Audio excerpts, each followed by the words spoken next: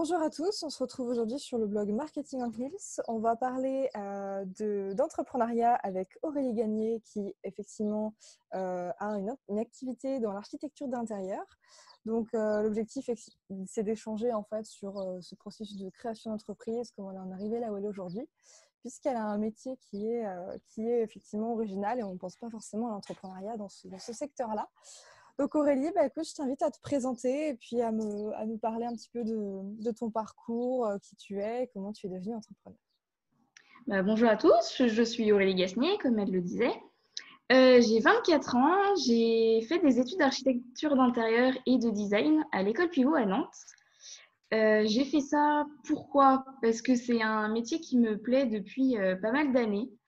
J'aime décorer, découvrir des nouveaux univers, des nouvelles passions, et je trouvais que ce métier-là reprenait beaucoup de mes passions que j'avais, beaucoup de points que j'aime aborder dans la vie. Et grâce à mes études, c'est un métier que j'ai appris et que j'adore. Donc, je ne changerai pas pour l'instant, ça c'est sûr. Et j'espère pouvoir en faire mon métier toute ma vie. Suite à mes études, du coup, je me suis posé la question, est-ce que je me lance en salariat ou en entrepreneuriat? Et comment j'ai fait pour choisir? C'est assez simple. J'ai demandé de l'aide à Pôle emploi et ils m'ont retourné vers une association qui aide à savoir si on est prêt à se lancer là-dedans et comment faire, qui s'appelle Retravailler dans l'Ouest. Et du coup, c'est une formation gratuite grâce à Pôle emploi et on l'a fait. Et ils répondent à toutes nos questions. Un peu comme ce blog, en fait, qui va vous aider aussi. Et c'est hyper utile, en fait, d'être aidé, d'être accompagné pour se lancer. Mais c'est souvent ce qui manque quand on n'a pas forcément fait d'études de gestion d'entreprise, ou en tout cas qu'on n'a pas forcément fait un parcours dans ce Oui, sens-là. On a un métier qui est totalement différent avec une expertise et un autre cœur de métier. Et effectivement, l'architecture d'intérieur, parce que c'est ton cœur de métier finalement, la oui, décoration.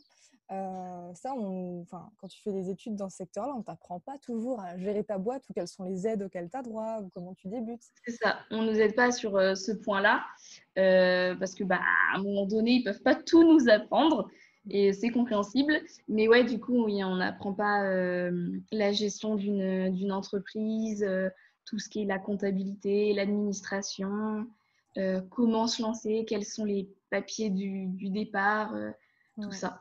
Toi, du coup, comment tu as vécu un peu ce process de création d'entreprise? Au début, j'étais totalement stressée, du coup, parce que j'avais beaucoup de questions et aucune réponse.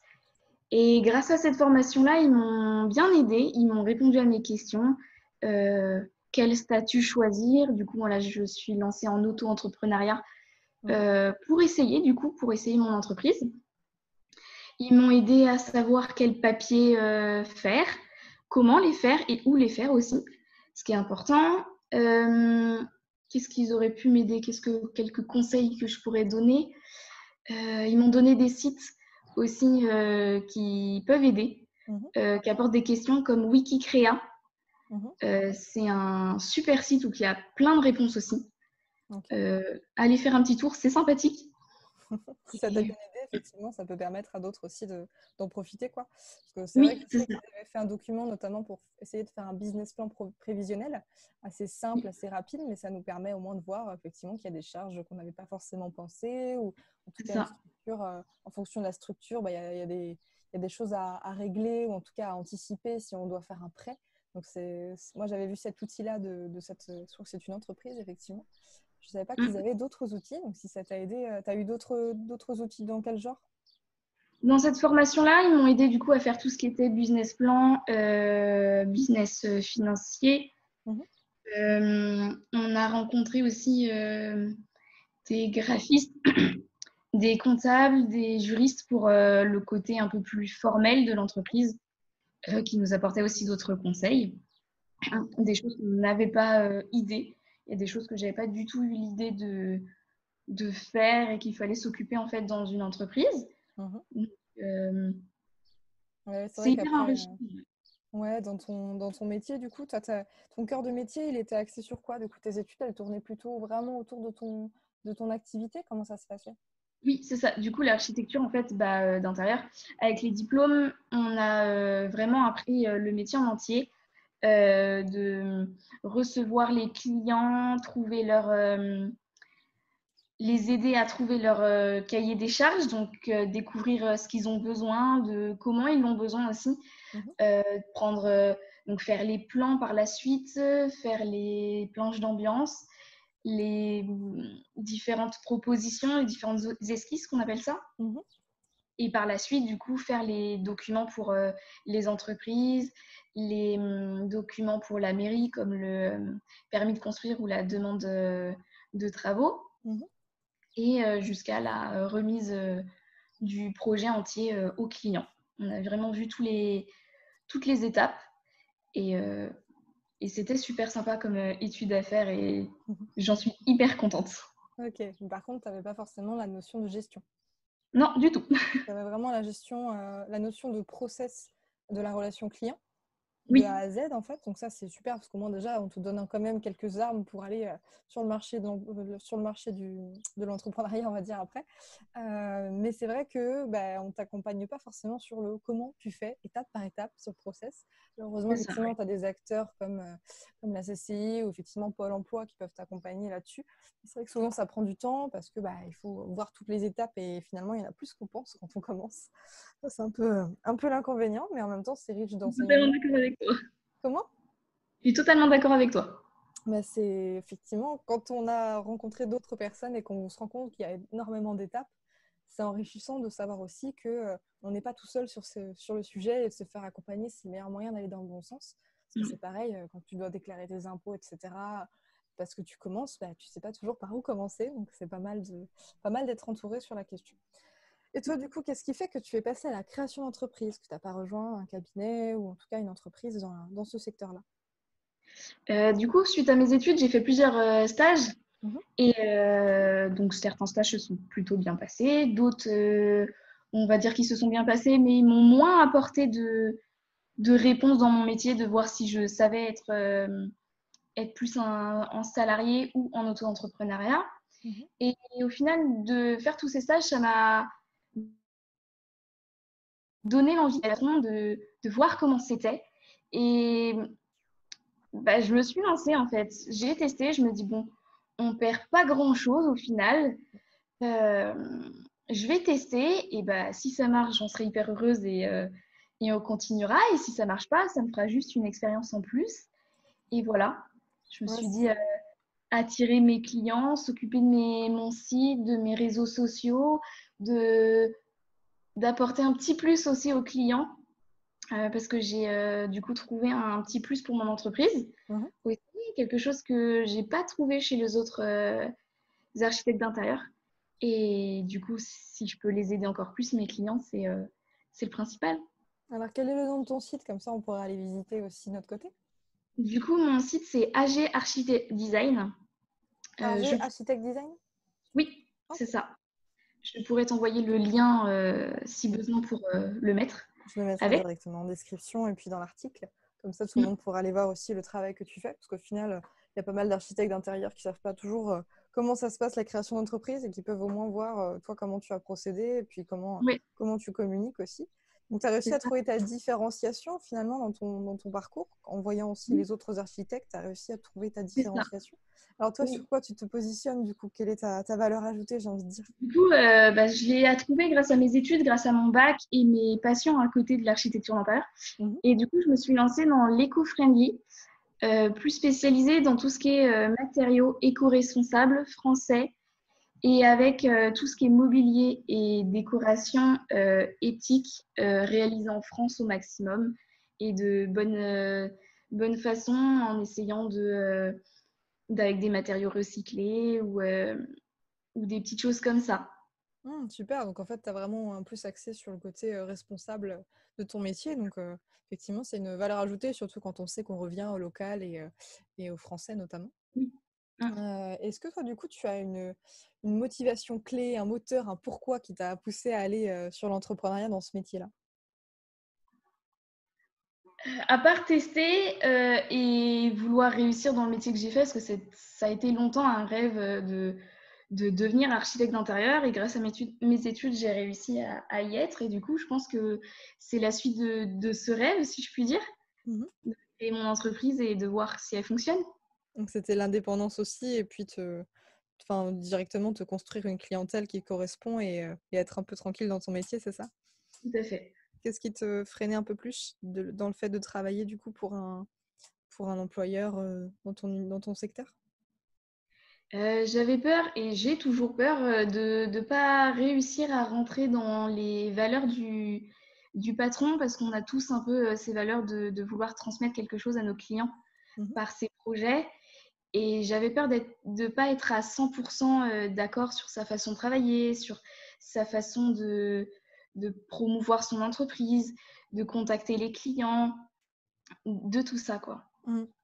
Oui, puis après, tu as forcément appris un process et puis tu as t'as une vision aussi, vision de Oui, chef d'entreprise aujourd'hui d'ailleurs, mais tu as forcément une vision sur ton métier qui ne correspond pas toujours à un cabinet ou en tout cas une structure autre. Donc effectivement, comme les valeurs sont importantes, surtout dans nos générations où quand on est jeune, on a envie d'être en alignement avec soi-même et notamment sur les valeurs, il y a des choses qui ne passent pas et on ne peut pas forcément travailler si on n'est pas en accord avec la mentalité de l'entreprise.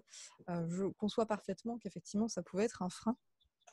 Et toi, quand tu t'es lancé, du coup, tu avais fait une étude de marché au préalable ou tu t'es vraiment foncé directement et tu t'es dit, allez, on va directement dans l'aventure et puis on verra ce qui arrive.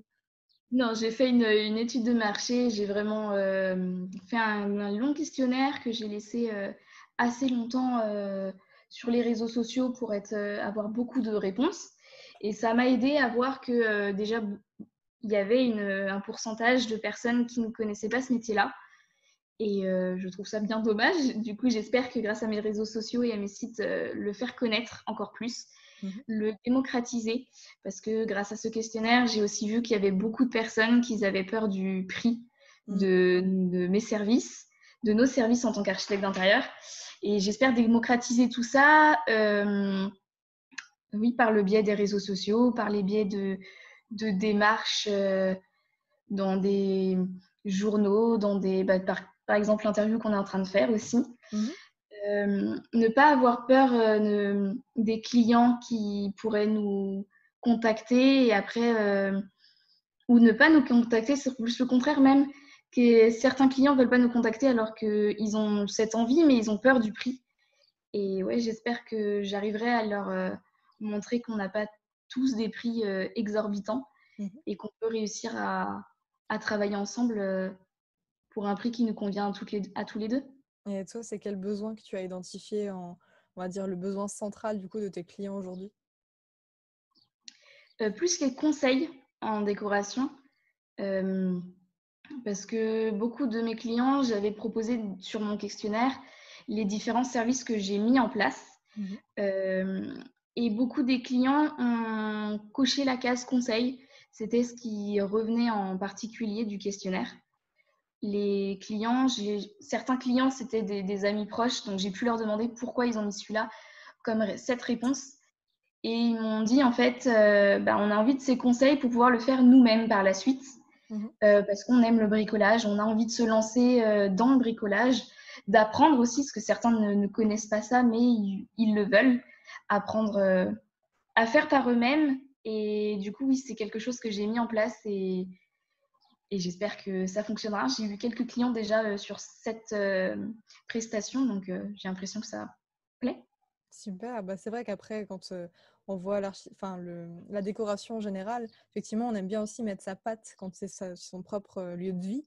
C'est quand même intéressant de pouvoir voilà, quand même se dire que c'est nous qui avons fait l'intérieur. Moi-même, je sais qu'on on a bien aimé choisir les meubles, choisir l'agencement ou quoi à l'intérieur de notre lieu de vie, mais c'est vrai que après, quand tu as des conseils, c'est toujours mieux pour avoir quelque chose qui te ressemble et en plus qui soit facile d'accès, Oui. aéré, etc. Donc j'imagine il y a des besoins aussi particuliers là-dessus. Ok, donc le conseil effectivement qui se dégage comme un besoin clé dans ce secteur-là. Donc d'où l'importance aussi de l'étude de marché, surtout par un simple questionnaire, on peut finalement avoir des réponses très très riches et ça permet d'avoir une autre vision du marché qu'on n'avait pas forcément au préalable. C'est ça. D'ailleurs, en ce sens, est-ce qu'il y a des erreurs que toi, tu penses que tu aurais pu éviter si tu avais eu plus de connaissances sur soit la création d'entreprise, soit effectivement sur les besoins de tes clients? Euh, une erreur que là, tout de suite, j'ai pas de... Ça me vient pas en tête. Des choses qui ont Euh, été plus compliquées, hein, pas forcément des erreurs. C'est vraiment est-ce qu'il y a des freins à un moment donné que tu as eu dans ton processus de création d'entreprise et que tu aurais pu peut-être éviter ou que tu aurais pu aller plus vite si tu avais une connaissance du sujet? Le site internet, la création du site internet a été la plus longue. Mhm. Parce que c'est pas quelque chose qu'on apprenait aussi dans nos études. Et du coup, les formations à côté, c'était, il n'y avait pas de formation là-dessus. Et vu que je commence, je voulais tout faire par moi-même. Et du coup, j'ai fait mon site par moi-même avec l'aide d'un graphiste que je connaissais dû à mes études. On a pu s'aider là-dessus, mais j'avais vraiment la main prise dessus. Du coup, ça a été le plus compliqué, je pense, Mhm. Ouais, dans la création. Ouais. c'est vrai qu'il y a un métier pour tout et quand on est entrepreneur, on a plusieurs casquettes, donc c'est pas toujours simple des fois de changer un petit peu de métier alors qu'effectivement on a un cœur de métier qui est bien identifié. Et C'est du ça. coup, à contrario, est-ce que tu as une belle réussite que tu as à nous partager, que tu as vécu du coup dans ton processus de création d'entreprise ou dans ton entrepreneuriat actuel? Bah, je dirais les réseaux sociaux, vu qu'on a mon école, on a une démarche d'apprendre notre métier, mais à côté d'autres métiers qui sont aussi dans l'école qu'ils apprennent, donc le côté graphiste.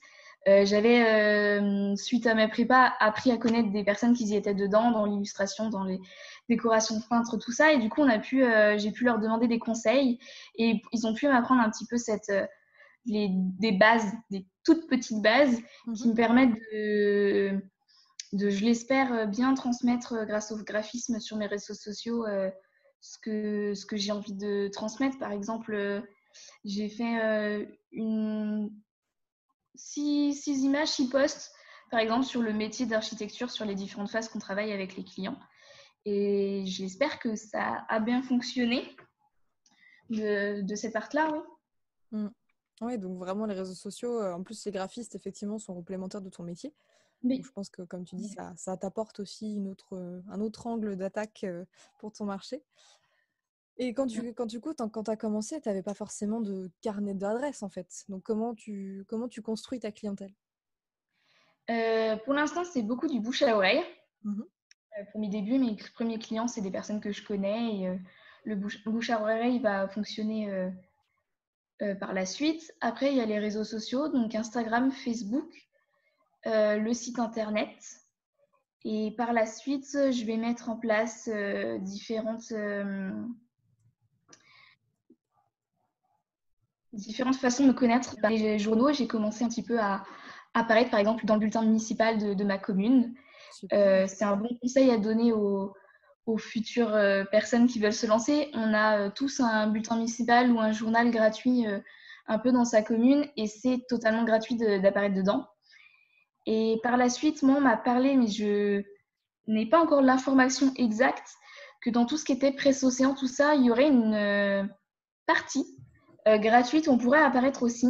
Donc, c'est quelque chose que je vais continuer à chercher, à approfondir pour savoir si c'est vrai ou non. Mhm.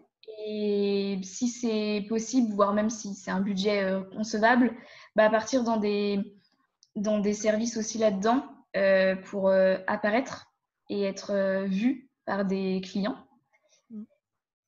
Ouais, la visibilité, c'est vraiment, on va dire, le nerf de la guerre. Et que ce soit en ligne ou effectivement sur d'autres canaux. Ça, on Mm. pense pas souvent à la relation de presse, mais c'est vrai qu'effectivement, un vecteur très important, un levier assez puissant, notamment sur du coup, les marchés. On va dire les marchés privés comme publics d'ailleurs, ça permet effectivement d'avoir de la visibilité assez facilement. Et tu vois, je n'avais même pas connaissance du fait qu'il y avait des parties gratuites dans les journaux. C'est vrai qu'on voit tout le temps les petites annonces ou les choses, les rubriques où on se dit: «Bon, il faut mettre un billet pour apparaître» et au final, est-ce que c'est vraiment intéressant vu la puissance des réseaux sociaux aujourd'hui? Oui, Ouais, c'est intéressant que tu soulignes ça parce qu'effectivement, la construction de la clientèle, alors oui, ça passe toujours par le bouche-oreille pour commencer. Effectivement, c'est des clients qui vont être satisfaits et qui vont nous recommander ensuite, ou alors qui ont entendu parler de nous. Ça fonctionne beaucoup comme ça quand on construit sa clientèle au début. Mais c'est intéressant que tu soulignes qu'on peut apparaître dans un bulletin municipal, chose à laquelle on ne pense pas forcément. Et puis, c'est quand ça. on est dans une plus petite commune aussi, ça peut avoir de l'impact parce que les gens ont envie de suivre la vie de la commune. Alors, effectivement, des plus grandes échelles sur des villes un peu plus larges, on est peut-être un peu plus noyé, mais c'est toujours important de le faire et au moins on apparaît et il y a une traçabilité, quoi. Tout à fait, oui. Moi, j'ai eu ce conseil par d'autres entrepreneurs qui se sont lancés il y a quelques années. Ils ont eu, pareil, l'info d'autres entrepreneurs. Donc, c'est bien de s'écouter, se poser des questions entre personnes qui sont passées par là avant nous et Mm. on a des bons conseils. Exactement, exactement. Et selon toi, effectivement, est-ce qu'il y a des éléments clés quand on fait de la création d'entreprise, ou en tout cas des éléments qui ont été marquants pour toi dans le développement de ton entreprise finalement? Les premières réponses au questionnaire de l'étude de marché, ça a été un premier pas de se dire bah, c'est réel, je me suis lancée dans ce projet. Euh, C'était les premières réponses de savoir si oui ou non ce projet était bien reçu et bien compris aussi, si j'en avais bien commencé à en parler, voilà. Par la suite, j'avoue, pareil, l'ouverture de mes réseaux sociaux, l'ouverture de mon site, c'est des pas qu'on avance dans le projet et c'est des grands pas même, je dirais. Mhm. Et après, recevoir les papiers aussi, nos papiers de l'INSEE pour avoir notre numéro de SIRET. Mm. C'est un grand, grand pas parce que ça veut dire que c'est bon, on est dans le projet, l'entreprise est ouverte et on est hyper heureux. Mm. C'est le petit challenge quand on reçoit son identification en tant qu'entrepreneur, effectivement, qu'on a tous les documents pour dire que c'est officiel. Au début, quand on crée, on se dit oh là là, qu'est-ce que je suis en train de faire? Est-ce que c'est vraiment le bon chemin? Est-ce que c'est vraiment le bon choix? On met tout en question pendant quelques jours. Et puis finalement, quand on reçoit les documents officiels, on se dit bon, ça y est, c'est parti, je ne peux plus faire marche arrière, on peut aller que devant, on fonce et on y va. Mais c'est vrai que ça fait toujours un peu peur au début. Toi, tu l'as vécu comment du coup? J'ai eu hyper peur et j'ai toujours un petit peu peur, cette peur qui est cachée là, pour me dire oui, est-ce que c'est légitime d'être en micro-entreprise? Est-ce que c'est légitime auprès de mes clients de ce que je fais, tout ça? Mais je pense que c'est normal aussi d'avoir cette peur-là, mais il faut aussi l'utiliser de la bonne façon, de se dire elle est là, oui, mais il faut prouver à cette peur qu'on va y arriver, qu'on se lance à fond et vivre avec. Je dirais. Exactement. Mais en fait, la peur, c'est aussi un moteur, parce qu'en fait, c'est pas forcément une peur qui nous tétanise. Au contraire, c'est de l'adrénaline qui se dégage et qui nous fait avancer. Donc, en fait, c'est juste essentiel et c'est juste normal. Et heureusement qu'on a peur, parce que sinon on se remettrait pas en question et on n'aurait pas ce challenge de se dire waouh, ça y est, mon activité est lancée, il faut que j'y aille. C'est quand même une super belle aventure. Et d'ailleurs, Oui. toi, comment tu définis ta vision après? Quels sont tes projets pour ton activité? Comment tu vois les choses? Oula, ça c'est une grande question. J'avance jour par jour, je dirais. Donc j'ai un projet à longue date, mais vu que c'est vraiment longue date, c'est pas quelque chose que j'en parle. Je me dis presque plus que c'est un rêve, plus qu'un projet réalisable. Et ouais, j'avance jour par jour pour voir comment on avance. Est-ce qu'il y a des choses à mettre en place, à changer dans l'entreprise? Est-ce que je dois mettre des prestations supplémentaires en fonction des clients, d'autres qui ne fonctionnent pas, donc vaut mieux les enlever? Et voilà, je préfère faire comme ça que me dire bah, dans 2 ans, j'aimerais être à ce point-là ou à ce point-là et être peut-être un peu déçue en fait de ne pas y arriver. Donc tu testes au fur et à mesure et tu fais un petit pas chaque jour pour avancer vers ton objectif. Bah, c'est C'est top ça. parce qu'au moins ça te permet de te rapprocher de ce fameux rêve justement parce que Oui, c'est quand on fait une action quotidienne déjà qu'on se dit que chaque jour un petit pas et demain on est plus loin. C'était une de mes c'est ça. clientes qui m'a dit ça, qui a un site internet, Martine Burel-Prigent, qui est coach. Et du coup, elle donne des citations comme ça. Celle-ci, elle m'avait marqué. C'était vraiment, on fait tous les jours un petit pas et demain, on est loin. Demain, on est Ouais. loin. Et ça, quand tu l'imprimes dans ta tête, tu te dis, waouh, c'est incroyable parce que c'est effectivement vrai. Si tu fais chaque jour, en tout cas, une action. Alors moi, je fonctionne par 1 à 3 actions par jour, mais je note 1 à 3 actions par jour pour avancer en fait vers mon objectif. Et quand tu Ouais. sais que dans tous les cas, ta journée, elle n'est pas finie tant que tu n'as pas fait au moins soit 3 actions, ça dépend ce que tu t'es noté chaque jour. Bah déjà, même si tu as fait une action quotidienne, tu as fait un pas en plus. Et c'est vraiment puissant. Donc c'est top, au moins tu testes et puis tu vois ce qui marche, tu vois en fonction des retours de tes clients, en fonction de ton activité, comment ça évolue. Tu te vois développer une équipe dans quelques années? Comment tu vois les choses? Alors ça, c'est une question que je me suis jamais posée. Mais oui, si je trouve que j'en aurais besoin, si j'ai besoin d'aide, oui, je ferai appel à d'autres personnes. Après, grâce à mes stages, je me suis aperçue que c'est compliqué. Toutes les entreprises ne peuvent pas prendre des stagiaires, mais j'avoue que donner de l'aide à des personnes qui sont en études pour apprendre ce métier ou même le faire connaître à des stagiaires de troisième, par exemple, c'est quelque chose qui me plaît et j'espère pouvoir le faire dans quelques années. Ça peut effectivement être complémentaire et puis ça apporte énormément de transmettre et de partager ses connaissances. Déjà, ça te permet aussi de formuler, de verbaliser quelque chose que toi tu maîtrises et que tu connais par cœur, mais déjà de le remettre en mots et de faire cet effort de transmission, tu t'obliges toi-même en fait à revenir aux basiques de ton métier et c'est vraiment nourrissant parce que ça va être l'échange humain après avec effectivement des jeunes qui vont être dans l'attente, en tout cas, d'apprendre et d'écouter ton Oui, expérience. Donc, c'est super enrichissant. Bien, je pense qu'effectivement, pour les stages de troisième, mais même des stagiaires qui sont dans les études supérieures, ça peut être très intéressant et très formateur. oui. Est-ce que tu aurais, ça m'intéresse toujours de savoir ça, parce que je trouve que ça donne un petit peu une idée du pourquoi, de la vision. Est-ce que tu as une phrase clé, un mantra ou une citation qui te correspond et qui définit un peu ton mindset d'entrepreneur? J'en avais une. J'en ai une plutôt. Sauf que là, de tête, c'est bien marrant. Je l'ai plus. Il faut qu'on me pose la question. C'est toujours quand on Euh, pose la question. Ça te C'est, revient? alors, j'ai plus les mots exacts en tête, mais peut-être que tu la connaîtras, donc tu pourras nous la redire les mots exacts. C'est celle de rêver un rêve, mais le vivre, c'est mieux. Oui, je crois que c'est ça les mots. Je Oui, crois que c'est ça. Ouais, c'est c'est compris. vraiment vivre son rêve en fait. Oui, c'est ça. Mais c'est Mieux exactement le ça. vivre que le rêver, c'est encore mieux. Mm. Bah, disons que c'est en passant à l'action que ça se fait. Maintenant, effectivement, passer à l'action, ça demande aussi d'avoir anticipé et sécurisé un petit peu le projet, parce qu'au final, il y en a plein qui se lancent tête baissée dans l'aventure et qui, au final, se prennent un mur parce qu'ils ont pas pris en compte certains éléments. Toi, du coup, tu as fait un peu une étude de marché à travers non seulement un questionnaire, mais aussi, j'imagine, du coup, une étude un petit peu des informations de ton marché, du terrain. Oui, ouais, ouais.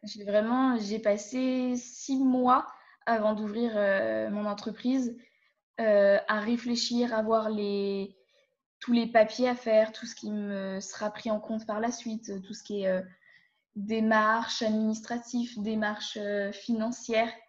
J'ai vraiment voulu tout voir avant de me lancer pour voir si j'étais capable de tout faire, si il y aurait besoin très vite de faire appel à un comptable ou à ou à quelqu'un. Et ouais, je voulais vraiment avoir toutes mes réponses de toutes mes questions avant de me lancer. Mmh. Ouais, c'est exactement ça quand tu as une préparation au préalable. Alors oui, ça prend du temps, mais c'est pas un temps qui est perdu, c'est un temps qui est mis à profit derrière parce que tu peux passer à l'action et entreprendre de façon en fait structurée, rassurante et tu sais qu'en fait tu vas dans une voie qui est pas impossible, et que ton rêve, il est pas impossible. Juste, tu t'es donné les Ouais, moyens de le faire et quand tu l'as fait en amont déjà avec cette étude au préalable de toutes les possibilités, de tous les acteurs qui vont t'entourer, de où est-ce qu'il faut que tu mettes les pieds, parce qu'au final, c'est un peu ça l'enjeu, c'est aller sur le chemin qui nous correspond le mieux. Parce que ça, pour le coup, quand on est entrepreneur, c'est pas un chemin tranquille, il faut tracer son propre chemin. Mais c'est aussi la beauté de l'aventure et du challenge. Donc, je te rejoins totalement dans le fait que il vaut mieux vivre son rêve que rester là à l'imaginer, à le rêver. Donc, je Mmh. pense que c'est une phrase qui est très forte. Est-ce que pour terminer, tu aurais un conseil à donner à quelqu'un qui veut se lancer dans le même métier que toi, qui a vraiment, ou tout simplement qui veut se lancer dans l'entrepreneuriat et voilà, qui doit avoir certaines étapes devant lui, il ne sait pas trop par où commencer. Quel conseil clé est-ce que tu lui donnerais? D'aller chercher des informations en demandant à d'autres, entrepreneurs, de chercher sur des blogs, demander de l'aide, ne pas avoir peur d'aller vers les autres, parce qu'on peut avoir que des bons conseils, que des bonnes phrases. Oui, il va y avoir des personnes qui vont pas ils vont pas suivre notre projet, mais d'un côté, on va avoir encore plus l'envie de leur montrer que on s'est lancé, on va y arriver. Et ouais, le plus grand conseil, je pense, c'est d'aller vers les autres, partager, d'en parler, d'en parler, d'en parler de son projet. Ça s'aide soi-même à savoir qu'est-ce qu'on veut en entier du projet, tous les petits points qu'on veut faire. Et ça aide les autres aussi à nous apprendre à nous connaître. Et pourquoi pas, dès qu'on sera lancé aussi de eux-mêmes, ils vont pouvoir en parler de notre entreprise et le bouche à oreille va continuer. Exactement. Bah, c'est parfait et c'est sur ces mots forts que je vais te remercier vraiment parce que là, tu transmets, je pense, des éléments très, très importants quand on est jeune entrepreneur ou qu'on a envie d'entreprendre et qu'on a besoin d'entendre. Et clairement, voilà, moi, j'aurais bien aimé entendre tout ça quand j'ai commencé au tout début parce que ça donne de l'énergie et de la force. Donc, voilà, pas de précipitation, il faut faire les choses pas à pas et ça va venir. Et Ouais, il faut juste se donner les moyens de le faire voilà, je d'anticiper crois. sur son projet et de se lancer.